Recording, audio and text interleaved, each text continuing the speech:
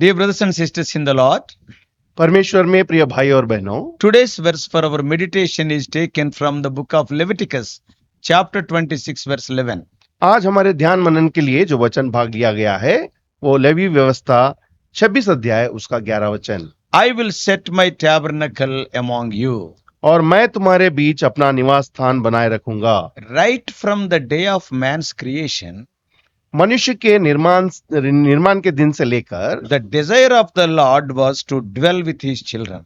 परमेश्वर की इच्छा ये थी कि वो अपने बच्चों के बीच रहे। Due to that desire, the Lord visited the Garden of Eden regularly to have fellowship with Adam and Eve. इसी कारण से अदन की उस वाटिका में परमेश्वर हमेशा हर दिन आदम और हवा के साथ वो मेल मिलाप करने के लिए वहां पर आता था। And we all know about the sad happenings of Genesis chapter 3.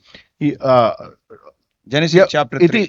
उत्पत्ति की किताब 3 अध्याय में जो दुर्घटना वहां पर अदन की वाटिका में हुई उसके बारे में हमको पता है। Due to the subtlety of Satan, शैतान की जो कुयुक्ति थी उसकी वजह से man disobeyed the word of God and committed sin.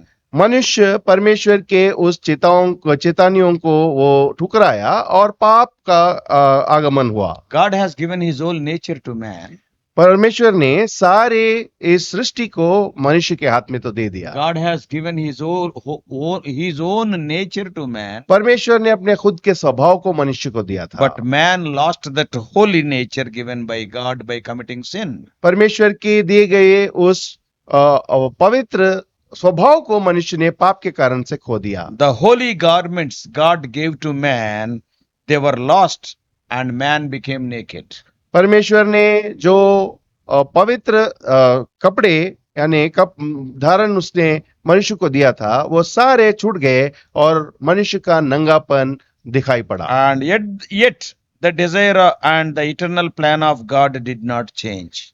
परंतु परमेश्वर की जो महान प्रणाली थी और महान योजना थी वो मनुष्य के प्रति कभी भी नहीं चूकी। He continued to love man. परमेश्वर ने मनुष्य से प्रेम करना जारी रखा। But he hated the sin in man. मनुष्य के अंदर जो पाप था उससे वो घृणा करने लगा। When we come to the history of Israelites, जब हम इस्राएली के इतिहास में आते हैं, because our verse for our meditation falls into their history, जब हमने वचन भाग लिया है वो भी उनके इतिहास में ही आता है। after the Israelites came out of the Egyptian bondage, जब ये मिस्र से अपने बंदवाई में से इस्राएली लोग बाहर आए, then the Lord asked Moses to build a sanctuary for him among them. इसीलिए इस कारण से परमेश्वर ने मूसा से कहा कि मेल वाला तंबू जो है वो मेरे लिए बनाओ। He says in Exodus 25:8, निर्गमन की किताब 25 अध्याय के 8 वचन में वो कहता है, and let them make me a sanctuary that I may dwell among them. देखिए निर्गमन की किताब उसके 25 अध्याय के 8 वचन में हम पढ़ते हैं, वहां पर वचन कहता है और वे मेरे लिए एक पवित्र स्थान बनाए कि मैं उनके बीच निवास करूं। So in Leviticus 26:11, which is the verse for our meditation today, आज की जो हमारी ध्यान मनन का वचन है लेवी व्यवस्था उसका 26 अध्याय 11 वचन जो हमने पढ़ा है, the same truth is conveyed by God. यही सच्चाई फिर एक बार परमेश्वर दोहराते हैं। But I want to highlight some of the important principles to be followed before the Lord sets the tabernacle among his people. परमेश्वर अपने प्रियजनों के बीच में अपना निवास स्थान बनाने से पहले जो नियम परमेश्वर हमारे बीच में रहना चाहता है वो मैं आपको बताना चाहता हूं। They are very important and they are applicable for us in the New Testament age. बहुत ही प्रमुख ये नियम है और ये नए नियम के जीवन में नए किताब के जीवन में ये हमारे जीवन में बहुत ही लागू होती है। Firstly, पहली बात, we have to note that the Lord never spoke about his tabernacle while the Israelites were under Egyptian bondage. परमेश्वर जब ये इस्राएली लोग मिस्र के बंदवाई में थे वो कभी भी अपने निवास स्थान के बारे में उनसे नहीं बताया। Though Israelites were the descendants of Abraham, तो ये इस्राएली इब्राहिम के संतान तो थे। as long as they were living in Egyptian slavery, God was silent about his plans. परमेश्वर अपने प्रणाली और योजना के प्रति वो चुप था जितने दिन ये लोग यानी इस्राएली मिस्र के उस बंदवाई में थे। In Egypt, मिस्र में they built wonderful cities. वहां पर बहुत प्रमुख शहर वे लोग बनाए। Yeah, they built the cities like Pithom and Ramses. पीतोम और रामसे जैसे महानगर वे लोग बनवाए। But God did not desire to dwell in those cities. परमेश्वर ऐसे शहरों में निवास करना नहीं चाहते थे। Spiritually, this is true even today. आज भी आत्मिक रीति से हम देखें तो ये सच है। You may be having a Christian name. आपको एक क्रिस्ती नाम हो सकता Oh, you है, may be having Christian parentage. आपके माता पिता भी क्रिस्ती हो सकते हैं। And see, their forefather is Abraham. हाँ, क्योंकि उनके पिता जो इस्राएली के पिता है वो तो इब्राहिम है। But you may be having Christian schooling also. आप एक अच्छे क्रिस्ती पाठशाला में पढ़े होंगे। Or you may be going to the church very regularly. आप परमेश्वर के भवन में, इसकी कलीसिया में आप जाते होंगे। But these are all good things only. ये तो अच्छे भले काम है। But as long as you are in bondage to the world, जब तक तुम इस दुनिया में तुम बंधुआई में होते as हो, long as you are in bondage to the worldly lusts and the worldly friendships, इस दुनिया के जो आशाएं हैं और आकर्षण है उसके तुम बंधुआई में जब तक रहते as हो, long as you are in bondage to the worldly ways of doing things, इस दुनिया और दुनियादारी के कामों में तुम जब लिप्त होते हो, जब उसके बंधुआई में होते हो, God will never ask you to build a sanctuary for Him. परमेश्वर अपने लिए निवास स्थान आपको बनाने के लिए नहीं कहता। I want to tell you one important thing. मैं आपको एक बहुत ही प्रमुख चीज बताना चाहता हूँ। If you are living in the world and having attachment to the world, अगर आप इस दुनिया में हो और दुनिया से बहुत ही लगाव आपको है, He will not give you any work also in the assembly. परमेश्वर के भवन में, उसके घर में कुछ भी जिम्मेदारी या काम आपको नहीं Today देता। I know many young people, आज मैं काफी सारे जवान लोगों को जानता even some हूँ elderly people. और कई बुजुर्ग लोगों को भी जानता हूँ। Without being born again, they will be doing so many works in the house of God. पर वहां पर उनको उद्धार का अनुभव नहीं होता है, पुनर्जन्म का उनको अनुभव नहीं होता है, फिर भी परमेश्वर के भवन में कई सारे काम करते दिखाई Spiritually देते हैं। speaking, they have not come out of Egypt. They have not come out of Pharaoh's bondage. आत्मिक रीति से देखे तो अभी भी वो फिरौन के बंधुआई में और मिस्र के बंधुआई में है, वहां बाहर नहीं आए। Yet they are doing so much work.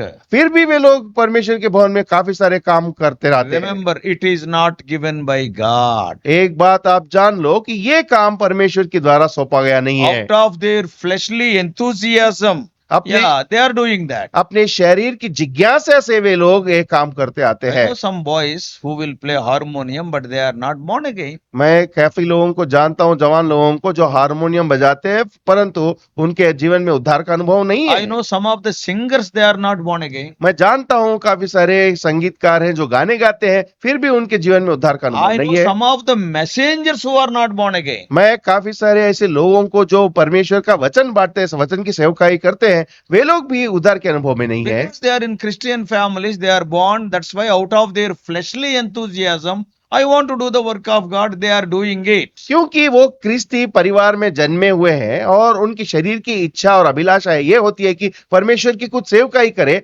इसलिए वो आगे आके ऐसे काम For करते their हैं। superficial satisfaction they are doing, but that work is not given by God. ऊपरी जो अनुभव होता है, ऊपरी जो उनको खुशी मिलती है उसके लिए करते हैं, परंतु उनके अंदर आत्मिक काम या आत्मिक बदलाव नहीं होता है। That's why the regular cry of Moses was. इसीलिए मूसा बार बार ये पुकारता He रहा was telling to Pharaoh, और वो फिरौन से कहने लगा, let my people go मेरे- to serve him. मेरे प्रजा को छोड़ दो ताकि वो जाकर अपने परमेश्वर की सेवकाई करे। Pharaoh suggested a dwelling place and a worshipping place for the Israelites in Egypt itself. मिस्र में ही फिरौन ने कहा कि क्यों ना तुम यहाँ पर यानी फलाने जगह तुम अपने निवास स्थान परमेश्वर के लिए बनाओ। Moses never agreed. मूसा कभी भी उससे इनकार करता रहा, वो कभी भी कबूल नहीं किया। We can read the conversations between Moses and Pharaoh in Exodus.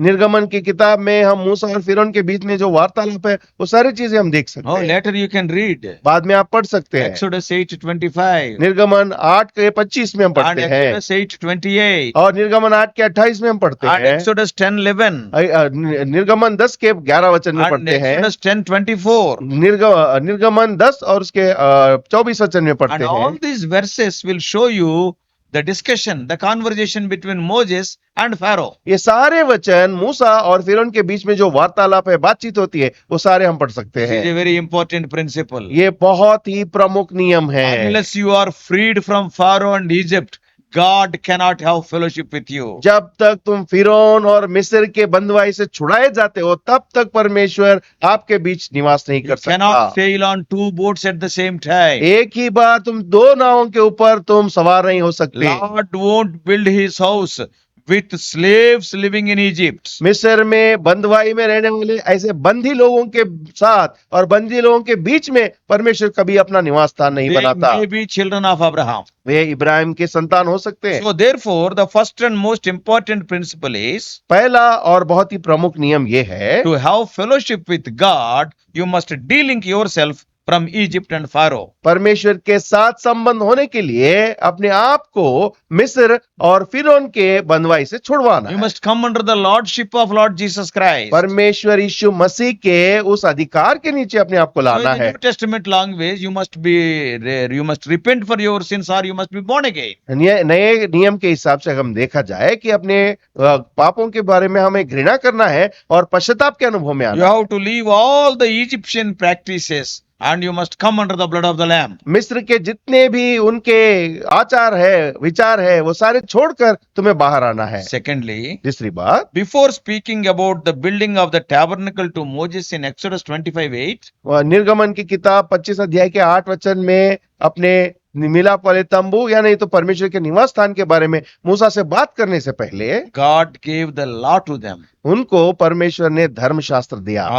After the Israelites came out of Egypt जब ये मिस्र के देश से इस्राएली बाहर आए, and after they crossed the Red Sea, जब लाल समंदर वो ने पार किया, we can see them singing in Exodus 15. निर्गमन के 15 अध्याय में वो गीत गाते हुए दिखाई It पड़ते is हैं। known as the Song of Moses. वो मूसा का गीत कहलाता They है। worshipped the Lord through that Song of Moses. उस मूसा के गीत के द्वारा वे लोग परमेश्वर की स्तुति करने लगे। In that song, उस गीत में surprisingly, they sang about God's house in verses 17 and 18. 17 और 18 वचन में वो ना जानकर भी वो परमेश्वर के निवास स्थान के बारे में वो गीत गाते हैं। Though they were singing enthusiastically about God's house, बहुत ही उत्साह के साथ वे परमेश्वर के भवन के बारे में गीत तो गाते रहे, God was silent. परमेश्वर चुप था। Why so? क्यों?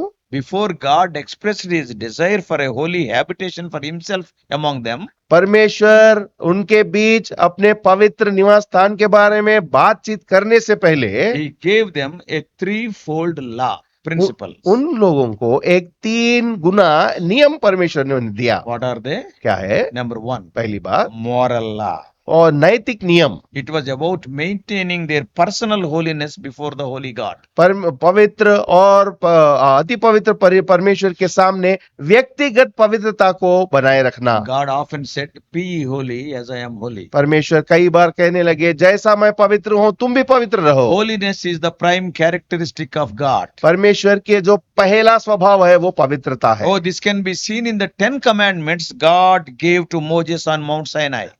सीनाई पर्वत के ऊपर परमेश्वर ने मूसा को जो 10 आज्ञाएं दी, उसमें ये नियम हम देखते हैं। Next, the Lord spoke about social law.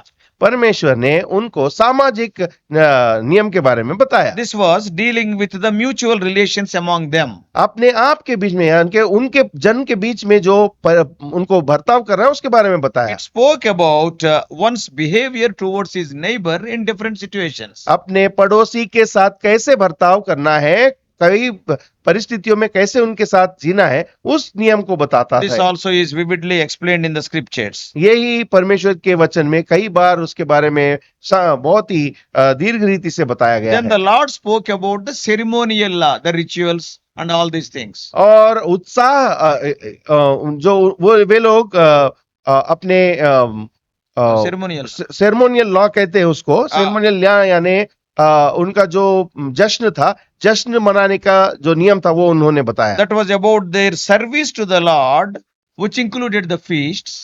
ये वे जो अपना सेवकाई करते थे, परमेश्वर के जो भोज होता था उसके बारे में। And that included the feasts, Bhoj. festivals. उनके जो त्योहार थे उनके बारे में and बताया, also the various sacrifices they have to offer. अनेक प्रकार की जो बलि थी उसके बारे में भी बताया। These are the ceremonies they have to follow. ये सारे त्योहार वे लोग पालन करना था।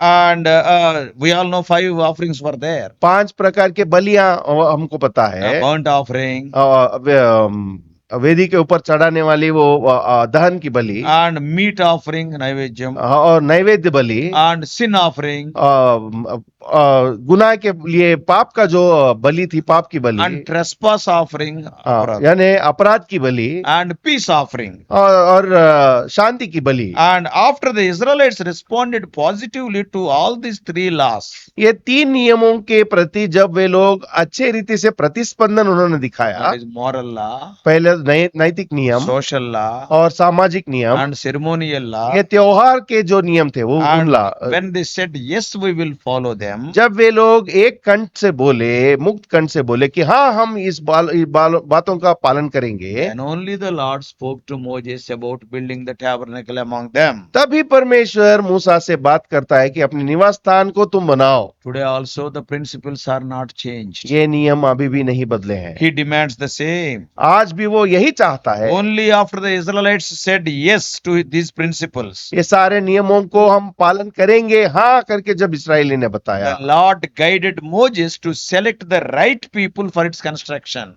परमेश्वर के उस निवास स्थान को बनाने के लिए सही व्यक्तियों को परमेश्वर ने तब Do you चुना। know one thing? क्या आप जानते हैं, Moses is a learned man. मूसा बहुत ही ज्ञानवान व्यक्ति है, Moses is an experienced man. मूसा बहुत ही अनुभवी व्यक्ति है। And he is skillful in all the words and deeds of Egypt. मिस्र के जितने भी कारीगरी है उन सब में वो बहुत ही चुस्त व्यक्ति है। Even then the Lord has not given the choice to Moses even to select the people to work.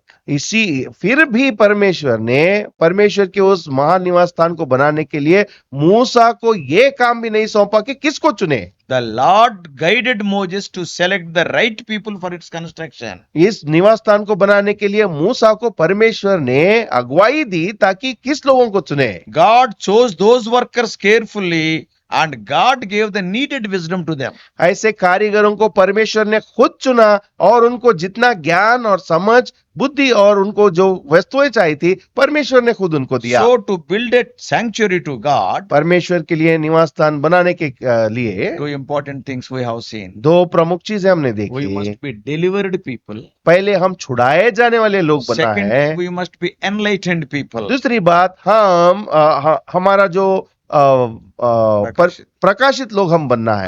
Today many of us attend the assemblies in various places. आजकल हम कई जगह पर हम परमेश्वर के भवन में हम जाते हैं And we call ourselves as servants of God. We are elders, we are deacons, we are responsible brethren. With so many names we will call ourselves. अपने आप को कई नामों से हम अपने आप को बुलाते हैं। मैं परमेश्वर का दास हूँ, मैं सेवक हूँ, परमेश्वर के लिए जिम्मेदार भाई हूँ, ऐसे कई सारे नाम हम तो देते हैं। But the thing is, परंतु एक बात है, how is the condition of our lives? हमारे जीवन की परिस्थिति कैसी है? Are we truly delivered from Egypt and Pharaoh?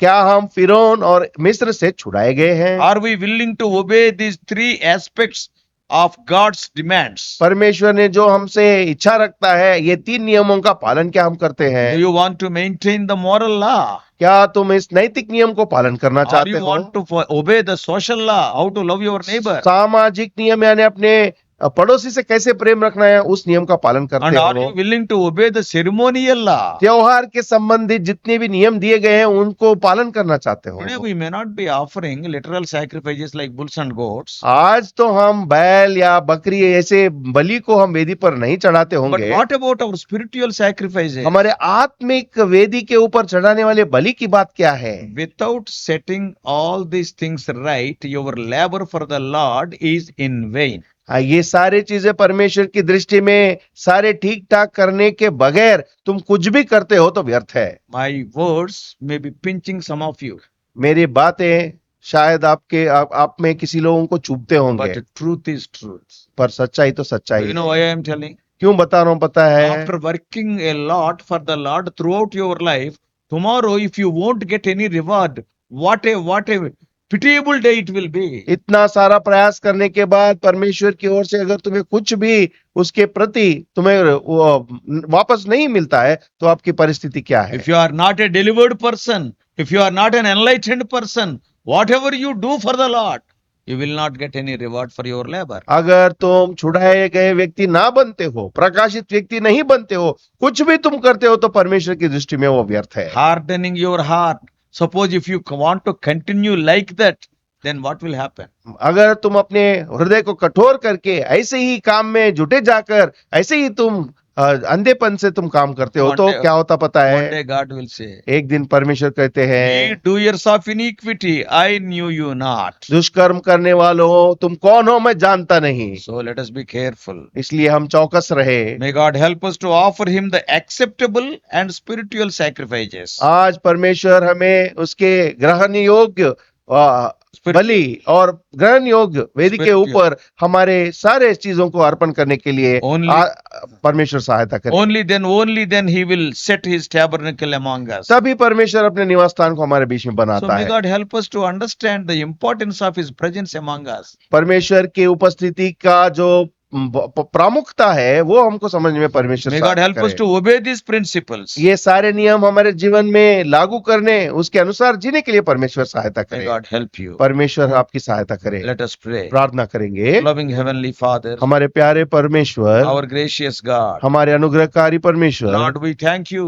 O Lord, for the desire to dwell among us. आपकी इच्छा जो हमारे बीच में वास करने की है उसके लिए उस योजना के लिए हम धन्यवाद देते But हैं। out of many principles, we could see two important principles today. कई सारे नियमों में से परमेश्वर दो प्रमुख नियमों के बारे में हमने आज देखने के लिए आपने सहायता Lord, we की। must be delivered from Egypt and Pharaoh. फिरौन और मिस्र से हमें छुड़ाया जाना है। Secondly, we must be willing to obey thy law, the word of God. आपका जो धर्मशास्त्र है, आपका वचन है, उसके अनुसार जीना है, ये दूसरा We नियम है। must be delivered people and enlightened people. हम छुड़ाए जाने वाले व्यक्ति के नहीं और प्रकाशित व्यक्ति के नहीं रहना है, ये आप इच्छा करते Help us हैं। to understand these things. ये बातों को समझने में आप सहायता Not दीजिए। simply blindly working for you will not yield any reward. अंधेपन से परमेश्वर ऐसे ही धुंधली सोच के साथ हम आपके सेवकाई करते तो उसका प्रतिफल कुछ नहीं Many मिलता। times doing this or that, we are getting superficial satisfaction, Ye- but enable us to understand that will yield no fruit. परमेश्वर ऐसे ही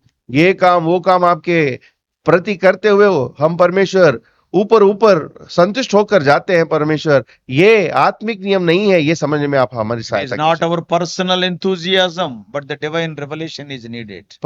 परमेश्वर एक व्यक्तिगत उत्साह नहीं जो आपको भाता है परमेश्वर, परंतु आपकी उपस्थिति हमारे साथ बने रहने है। God, divine revelation is needed. आपके परमेश्वर स्वर्ग लोक का जो दर्शन है वो हमें प्राप्त करना है, आप सहायता Accordingly, कीजिए। we have to work for you. इसी प्रकार से हमें जीवित होना है Teach us more and more. और हमें सिखाइए Guide परमेश्वर। us throughout this day. या सारे दिन के लिए आपकी अगुवाई देती In कीजिए। Jesus' precious name we pray. यीशु मसीह के अति श्रेष्ठ नाम से मांगते हैं, सुनिए, ग्रहण कीजिए। Amen. आमीन। परमेश्वर आप सबको आशीष दे।